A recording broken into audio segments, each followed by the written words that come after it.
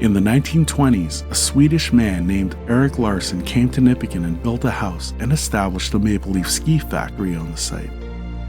Before coming to Canada, he learned how to make downhill ski jump skis from sawn birch logs and were sent by rail to the mines. Mr. Larsson was instrumental in starting the ski hill on the east side of the river in 1938.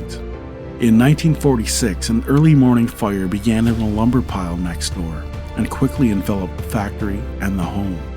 The basement was left intact. Rather than rebuild, he gave it to the Red Cross Society, who put up a structure to hold meetings. In 1955, the building was also used for worship by the Emmanuel Lutheran Church congregation, until a new church was built up on 5th Street. The Nipigon Baptist Church also used the building from 1967 to 1972. When a new, larger church was built, the Harbinson family bought the property and converted it back into a home.